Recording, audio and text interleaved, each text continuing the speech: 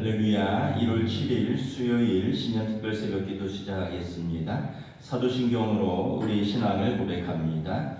나는 전능하신 아버지 하나님 천지의 창조주를 믿습니다.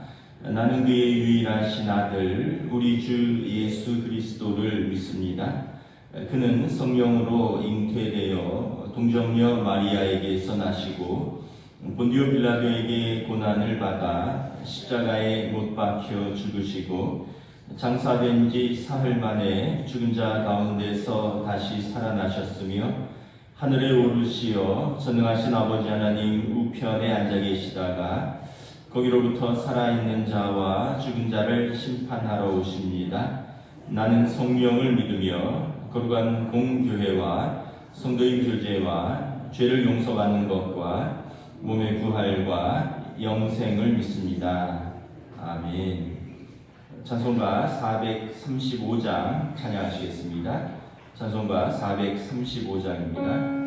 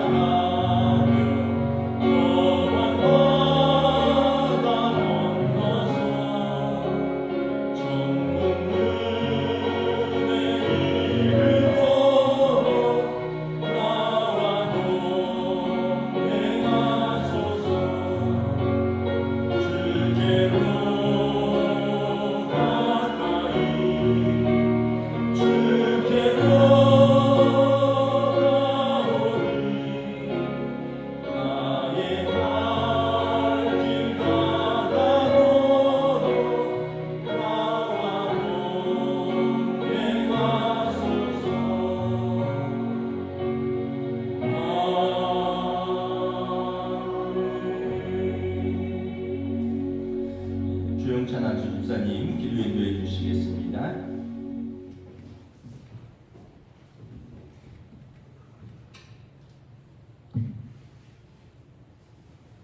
하나님 아버지 감사합니다. 2026년 새해 시작을 기도로 깨우게 하시고 인생의 흉년에서 하나님을 선택한 사람이라는 주제로 묵기 말씀을 나누게 하시니 감사합니다. 고요한 이 새벽 세상의 소란함을 뒤로하고 주님의 은혜를 갈망하며 나온 우리 성도들을 성령으로 충만하게 하여 주시옵소서. 자비로우신 주님, 이번 특별 새벽 기도회를 통해 우리 자신을 깊이 돌아보는 시간이 되길 원합니다. 인생의 흉년이 찾아오고 예기치 못한 어려움이 생길 때 하나님께 묻기보다 내 생각과 내 뜻대로 행했던 우리의 연약함을 용서하여 주시옵소서. 엘리멜렉처럼 당장의 어려움을 비에 도피하는 선택을 하는 자가 아니라 인생의 흉년 속에서도 오직 하나님만을 선택하고 바라보는 진정한 믿음의 저희들이 되게 하여 주시옵소서. 은혜의 주님, 이 시간 나오미와 룻처럼 용기 있는 결단을 내리길 소망합니다. 비록 지금 내 모습이 초라하고 손에 쥔 것이 없을지라도 우리를 돌보시는 신실하신 하나님을 기억하게 하옵소서.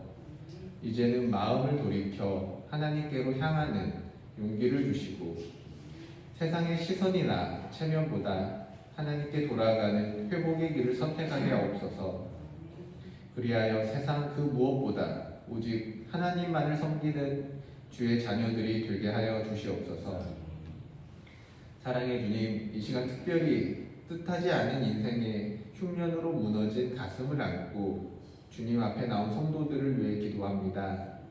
자녀의 문제와 일터의 어려움, 그리고 육신의 연약함으로 낙심한 이들에게 하늘의 소망을 부어주시옵소서. 비록 지금은 모든 것을 잃고 텅 빈 빈손으로 돌아온 것 같은 상실감 속에 있을지라도 우리 하나님은 반드시 다시 채우시는 분임을 믿습니다. 나오미의 텅 빈 삶을 풍성한 축복으로 바꾸셨던 주님의 역사가 우리 성도들의 삶에도 그대로 일어나게 하여 주시옵소서. 이번 룻기 말씀을 통해 우리 인생의 흉년이 오히려 축복의 기회가 되는 하나님의 선하신 계획하심을 보게 하옵소서. 이 새벽 간절히 부르짖는 모든 기도 제목 위에 응답의 확신을 더하여 주시고 우리가 예배의 문을 나서 세상으로 나갈 때는 주님이 주시는 새 힘으로 능히 승리하게 하여 주시옵소서.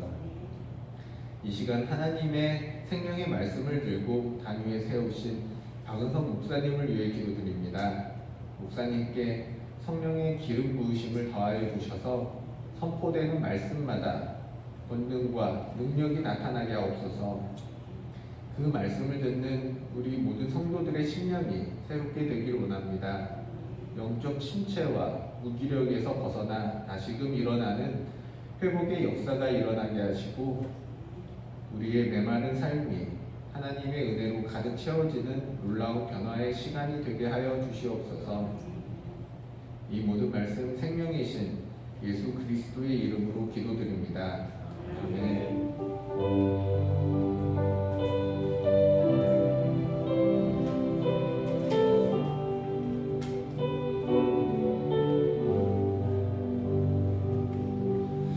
오늘 우리 주신 하나님 말씀은 구약 성경 룻기 1장 22절에서 2장 7절까지 말씀입니다.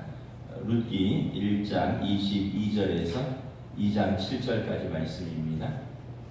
다 찾으신 줄 알고 저와 여러분들이 한 절씩 교독하겠습니다. 1장 22절에서 2장 7절입니다. 나오미가 모압 지방에서 그의 며느리 모압 여인 룻과 함께 돌아왔는데 그들이 보리 추수 시작할 때에 베들레헴에 이르렀더라. 나오미 남편 엘리멜렉의 친족으로 유력한 자가 있으니 그 이름은 보아스더라. 모압 여인 룻이 나오미에게 이르되 원하건대 내가 밭으로 가서 내가 누구에게 은혜를 입으면 그를 따라서 이삭을 주겠나이다 하니 나오미가 그에게 이르되 내 따라 갈지어다 하매 룻이 와서 베는 자를 따라 밭에서 이삭을 줍는데 우연히 엘리멜렉의 친족 보아스에게 속한 밭에 이르렀더라. 마침 보아스가 베들레헴에서부터 와서 베는 자들에게 이르되 여호와께서 너희와 함께 하시기를 원하노라 하니 그들이 대답하되 여호와께서 당신에게 복 주시기를 원하나이다 하니라. 보아스가 베는 자들을 거느린 사환에게 이르되 이는 누구의 소녀냐 하니 베는 자를 거느린 사환이 대답하여 이르되 이는 나오미와 함께 모압 지방에서 돌아온 모압 소녀인데 그의 말이 나로 베는 자를 따라 간 사이에서 이삭을 죽게 하소서 하였고 아침부터 와서는 잠시 집에서 쉰 후에 지금까지 계속하는 중이니이다. 아멘. 할렐루야.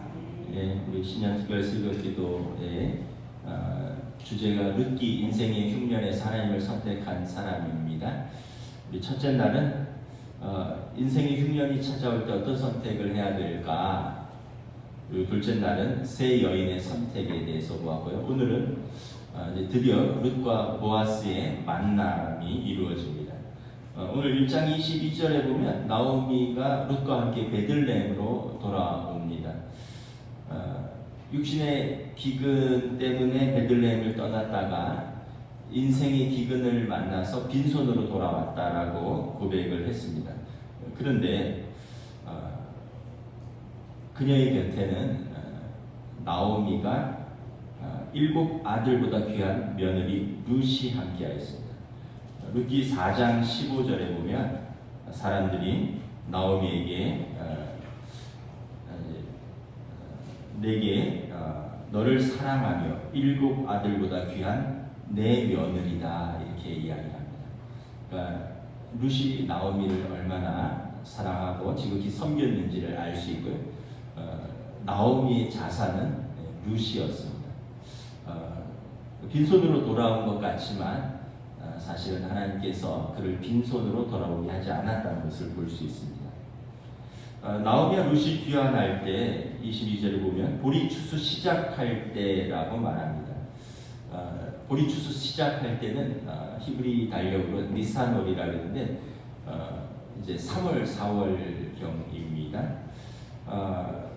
이때는 이제 절기로 오순절입니다. 오순절은 이스라엘 백성이 이제 광야를 나와서 시내산에서 1년간 머무르면서 하나님으로부터 말씀을 받고 언약 공동체로 거듭난 절기를 말합니다. 그리고 이제 그들이 가나안 땅에 들어왔는데 이 오순절 절기 그 무렵에 이렇게 첫 보리를 수확하게 되고 첫 열매를 드리게 됩니다. 그래서 오순절 날에 이 첫 열매를 드리는 시기입니다. 인생의 흉년을 맞이한 두 여인이 추수의 때에 돌아왔다는 것은 그들의 미래의 희망을 암시하고 있습니다. 그래서 유대인들은 오순절에는 그 오순절 절기에 룻기를 읽습니다. 시기적으로 보리를 추수할 때라고 했습니다. 오순절에 보리를 추수하고 키디라면서 가난한 나오미와 룻을 돌보신 하나님의 신실하심을 기억합니다. 그리고 종되었던 자기들을 애굽에서 불러내어 하나님의 언약 공동체 백성으로 삼으신 하나님의 신실하심을 기억합니다. 그래서 오순절에는 룻기를 읽도록 되어 있습니다. 이제 보아스가 등장합니다. 룻기 2장에 보면 시작에 나오미의 남편 엘리멜렉이 친족으로 유력한 자가 있으니 그의 이름은 보아스더라.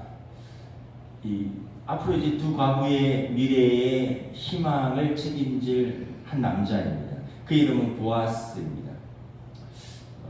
1절의 보아스는 나오미 죽은 남편 엘리멜렉의 친족입니다. 그러니까 죽은 남편의 친척으로서 유력한 자다. 이 유력한 자가 이제 히브리어로 이쉬, 기포르 하일인데 이쉬는 남자라는 뜻입니다. 기포르 하일. 그러니까 이 용기 있는 남자, 능력 있는 남자 이런 뜻입니다. 이 하일이라는 단어가 남자에게는 용기, 능력, 뭐 이런 거라면 여자에게는 현숙함, 아름다움 이런 뜻을 가지고 있습니다. 그래서 남자 이 이슈기포르 하일은 용기 있는 실력자라는 뜻인데요. 성경에 보면 기드온, 입다 이런 사사들을 표현할 때 기드온은 큰 용사더라, 입다는 하나님 앞에서 큰 용사더라 할 때 이때 기포르 하일이라는 단어를 씁니다. 큰 용사다. 근데 이 전쟁에서 능력 있고 유능하고 싸움 잘하는 사사들이다 이런 표현이 있지만 기본적으로 용기 있고 책임감 있는 사람이다. 남자를 표현할 때 쓰는 단어입니다. 여자에게는 이 현숙하고 아름다움이라는 단어인데 하일이 이제 잠언 31장에 보면 에쉐트 하일이라고 씁니다. 현숙한 여인, 내면이 아름답고요. 그리고 성품적으로 진실하고 부지런한 여인을 말하는 것입니다. 그래서 이 하일이라는 것은 어떤 사람의 모범적인 성품을 나타내는 표현입니다. 보아스의 평판은 베들레헴에서 부유하고 유능한 자였으며 모범적인 인격과 진실된 성품의 소유자였습니다. 지금까지 인생의 흉년을 맞이한 여성들 위주로 진행이 됐는데 이 장에 들어서 이제 유력하고 부유한 남자 깃보르 하엘 보아스가 등장함으로써 이야기가 새롭게 전개됨을 암시합니다. 2절에 보면 이제 룻이 시어머니에게 밭으로 일하러 가겠다라고 말합니다.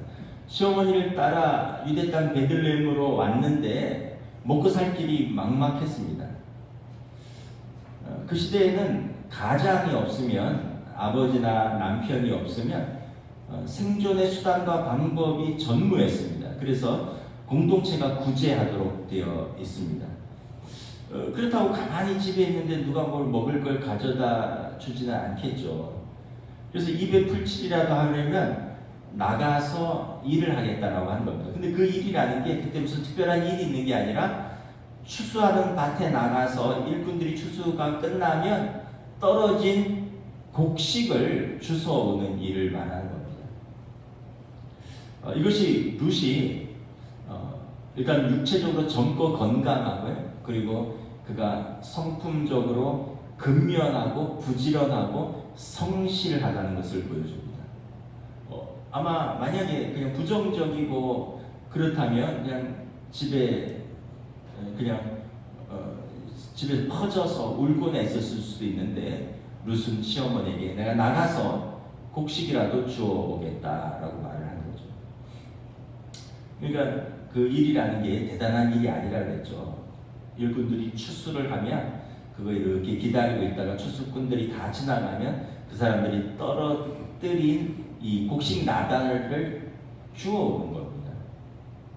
레위기 율법에 보면 가난한 사람들이 밭에 나가서 떨어진 곡식을 줍는 것을 막지 말라라고 규정합니다.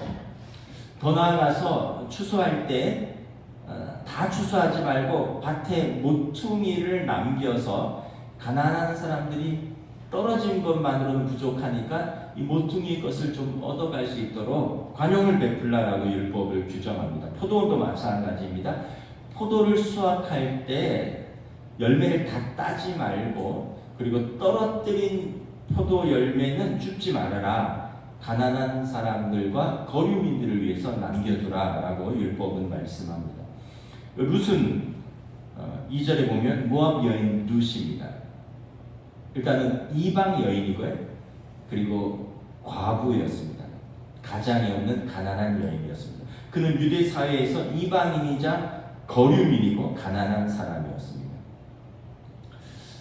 당시 유대 사회에서 이방인은 소외받고 천대받는 사람들입니다. 유대인의 아침 기도 중에 이런 내용이 있습니다. 하나님 저를 이방인이 아닌 선민으로 태어나게 하신 것을 감사드립니다. 그러니까 이방인은 이류인간 취급을 한 겁니다. 이방인으로 안 태어난 것을 감사드립니다. 그러니까 이 유대 땅에 그 이방인 여인이 과부가 되어서 곡식 주스러 오니까 사람들이 어떻게 쳐다봤겠습니까?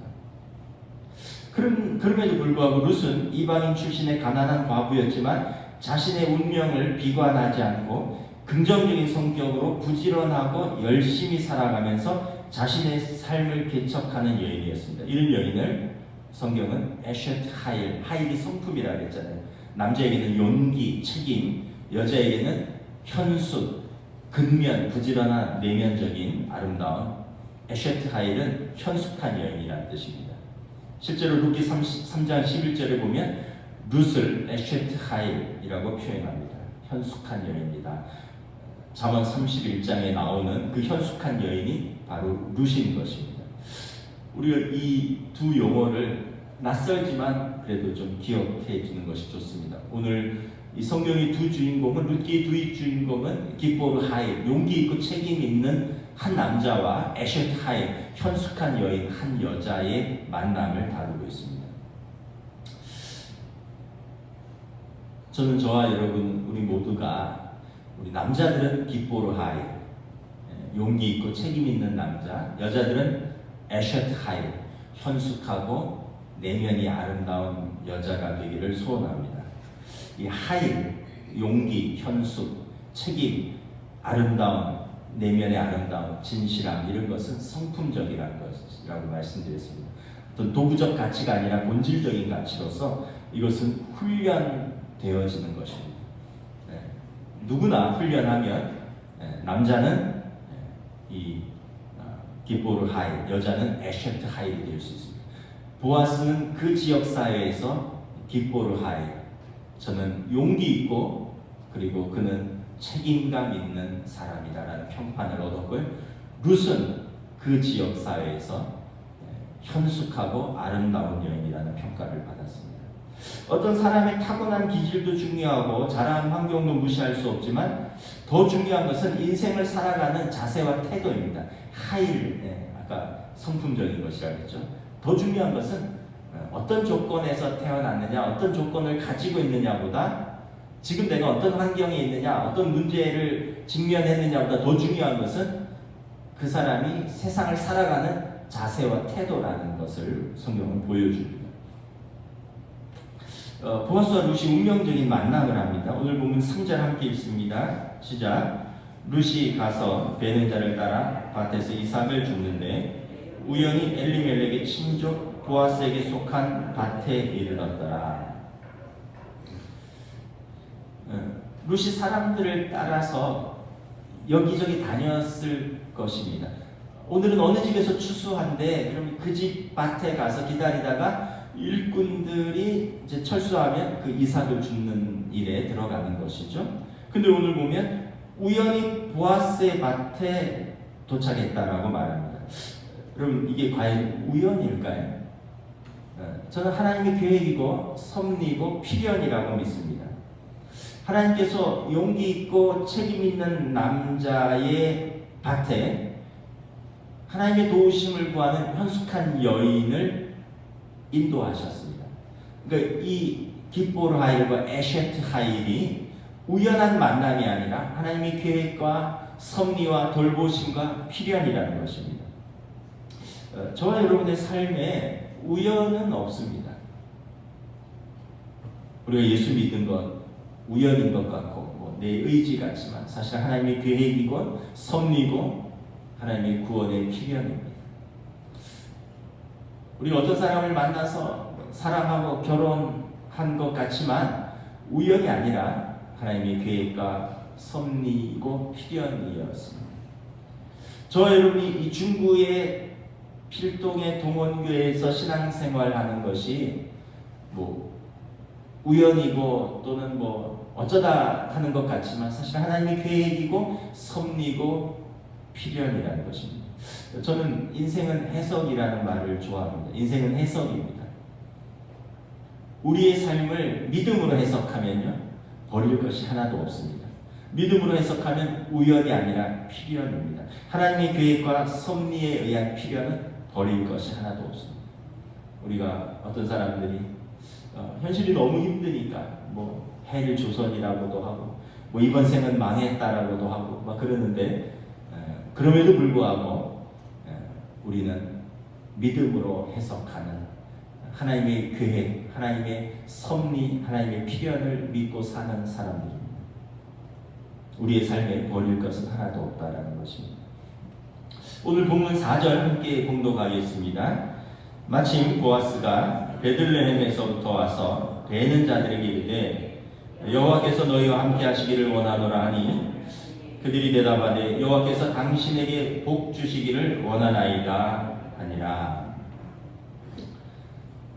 마침 보아스가 추수하는 자기 밭에 일꾼들이 얼마나 추수했는지 보러 나왔습니다. 아마 일꾼들은 일용직이었을 거라고 생각합니다. 일당을 주고 사람을 부르고요. 그리고 여기 보면 이 일꾼들을 감독하는 품꾼이 있습니다. 이건 이제 자기에게 속해 종이겠죠.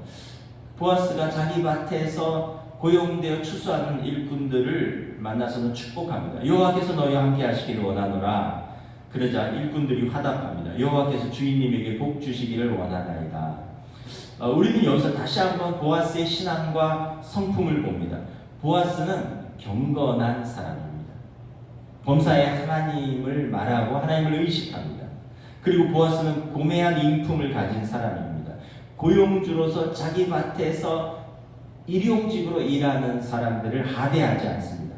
자기 밭에서 일용직으로 일하지만 그들을 하나님의 이름으로 축복하는 사람, 진정한 깃보르 하일입니다. 경건하며 용기 있고 책임감 있는 사람입니다.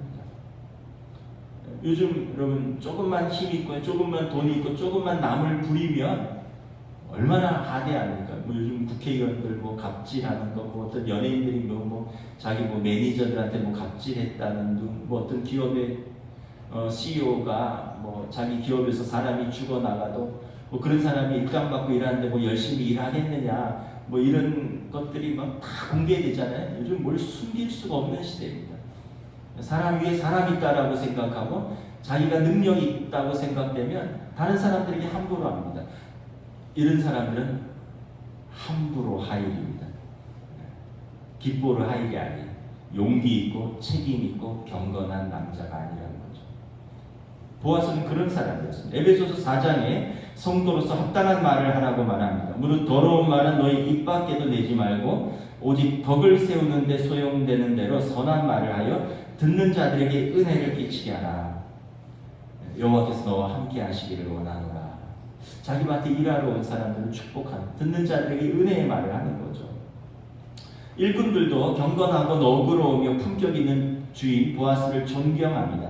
여호와께서 주인님에게 복 주시기를 원합니다. 하나님의 이름으로 축복하는 것은 가난한 사람들이 할 수 있는 최고의 축복입니다. 가난한 사람들이 어떻게 물질로 갚겠습니까? 무엇으로 섬길 수 있겠습니까? 그들은 하나님의 이름으로 축복하는 것이 그들에게 최고의 섬김입니다. 우리가 한 가지 깨달아야 하는 사실은 우리가 어떤 사람을 하나님의 형상을 가진 인격체로 대하고 존중하면 그 사람이 하나님의 이름으로 우리에게 복을 빈다는 것입니다.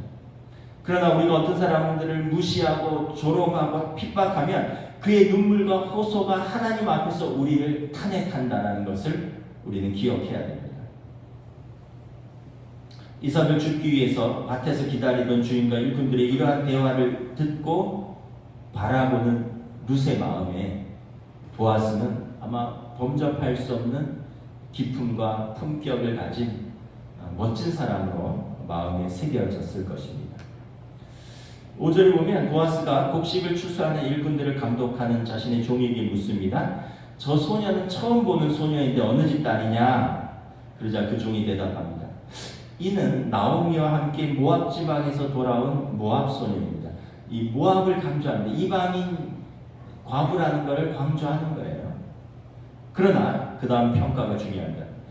추수꾼 뒤를 따라다니며 이삭을 줍는데 아침부터 지금까지 잠시 그 일꾼들의 숙소에서 쉰 것 외에는 지금까지 계속 이삭을 줍고 있는 중입니다. 그러니까 롯에 대한 평가가 그는 현숙한 여인이라는 거예요. 에쉐트 하일이라는 거예요. 부지런하고 현숙하고 내면이 강한 아름다운 여자라는 것입니다. 잠언 31장에서 말하는 현숙한 여인은 그는 양털과 삼을 구하여 부지런히 손으로 일하며 힘있게 허리를 묶으며 자기의 팔을 강하게 하며 자기 집안일을 보살피고 게을리 얻는 양식을 먹지 아니하나니 그 손의 열매가 그에게 돌아갈 것이요 그 행한 일로 말미암아 성문에서 칭찬을 받으리라. 이 사람이 누가 현숙한 여인을 찾겠느냐, 누가 에쉐트 하일을 찾겠느냐 할 때 룻이 바로 그 여인이라는 것을 보여줍니다. 이렇게 깃보르 하일과 에쉐트 하일이 만납니다. 어떻게 보면 보아스와 룻은 우연히 추수할 때 우연히 그 밭에 가서 우연히 만난 것 같지만 아까 말했지만 하나님의 계획과 섭리와 하나님의 필연이라고 했습니다. 두 사람은 서로에 대해서 강렬한 첫인상을 갖게 되었습니다. 보아스는 경건하고 용기 있고 너그러운 성품에 품격 있는 남자였고 룻은 현숙하고 부지런하며 내면이 아름다운 여자였습니다. 당시 베들레헴의 유다 소년 중에 유력한 집안의 외모가 아름다운 소녀들이 많았을 것입니다. 그러나 그 여인들이 다 에쉐트 하일은 아니었습니다. 유력한 집안의 외모가 아름다운 여인들은 많았지만 보아스가 볼 때 유력한 현숙한 여인 에쉐트 하일은 룻이라는 것을 알아보았습니다. 잠언 31장 10절에 누가 현숙한 여인을 찾아 얻겠느냐 그의 값은 진주보다 더하니라. 베드로 사도는 이렇게 말합니다. 여러분은 머리를 꾸미며 금붙이를 달거나 옷을 차려입거나 하여 거치장을 하지 말고 썩지 않은 온유하고 정숙한 마음으로 속사람을 단장하도록 하십시오. 그것이 하나님 보시기에 값진 것입니다. 이 시대는 배우자를 찾는 몇 가지 기준이 있는 것 같아요. 남자들은 여자들의 외모를 제일 우선시하여 본다고 합니다. 뭐 얼굴, 몸매, 물론 이제 그 외적인 매력이 주는 강렬한 인상이 있죠. 여성들은 남성의 능력을 제일 중요하게 보는 경향이 있다고 합니다. 어떤 직업을 가졌느냐, 돈을 얼마나 버느냐, 뭐 이런 거. 성도들도 현실에서 배우자를 찾거나 자녀들의 배우자를 이렇게 찾아보는데 뭐 이런 동일한 기준에서 크게 벗어나지 않는 것 같습니다. 그런데 성경의 가치와 방법이 있습니다. 성경의 가치와 방법은 뭐냐면 매력적인 외모의 여성보다 하나님을 경외하는 현숙한 여인 에셰트 하이를 찾으라고 말합니다. 고운 것도 거짓되고 아름다운 것도 헛되나 오직 여호와를 경외하는 여자는 칭찬을 받을 것이라. 능력 있는 남자보다 하나님을 경외하고 용기 있고 책임 있는 남자 깃보르 하이를 찾으라고 말합니다. 여러분, 외모라는 것은 세월이 지나면 다 평준화가 됩니다. 여러분들이 안 믿으시겠지만 저도 20대 초반에 머리를 길렀어요. 뒷머리를 이만큼. 그래서 뛰면 찰랑찰랑했어요. 제가 뛰면 뒷머리가 찰랑찰랑했다는 게 안 믿기죠. 지금 머리가 이렇게 빠져서 젊었을 때는 우리 다 머리숱도 많고요. 피부도 팽팽했고요. 다들 전성기 때는 멋지고 예뻤어요. 근데 세월이 이렇게 흘렀고 저도 뭐 염색을 하지만 염색 안 하면 백발입니다.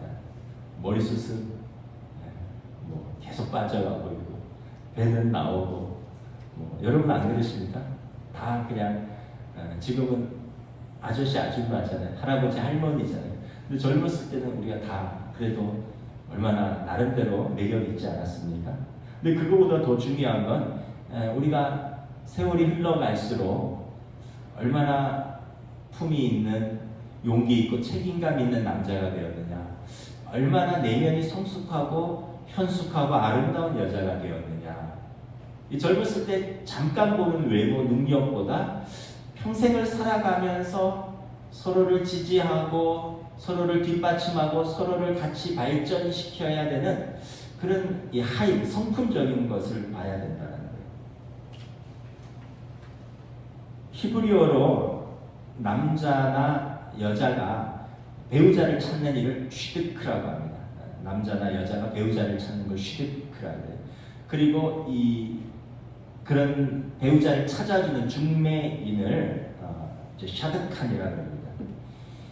그러니까 이 유대 사회에서 이게 굉장히 중요합니다. 왜냐하면 공동체의 건강한 가정을 세우기 위해서 한 남자와 한 여자가 경건하게 만나는 게 굉장히 중요하거든요. 그래서 이 모든 랍비들은 샤드칸입니다. 중매장입니다. 그 랍비들의 수첩에 그 마을의 깃보르 하일과 에시트 하일들의 명단이 있다고 해요. 쭉 지켜보면서 누가 괜찮은가, 누가 경건하고 용기 있고 책임감 있는 남자인가, 누가 현숙하고 경건하며 하나님을 경외하는 여자인가 수첩에 기록을 해둔대요. 그리고 그런 사람들을 서로 소개시켜주는 일을 미츠바, 착한 일이라고 말합니다. 왜냐하면 성공적인 중매로 한 가정이 건강하게 서는 것이 무엇보다 중요하기 때문에 그렇습니다. 여러분도 그렇지 않겠습니까? 여러분이 누구에게 소개할 때 아무나 소개할 수 있겠습니까? 나름대로 명단이 있을 거 아니에요. 성실하고 책임감 있고 그리고 경건하고. 이게 여러분 깃보르 하일과 에셰트 하일을 찾는 일이다. 앞서서 중매를 서는 사람을 샤드칸이라고 불렀는데 성경에서 최초의 샤드칸은 하나님이십니다. 아담과 하와를 중매하셨습니다.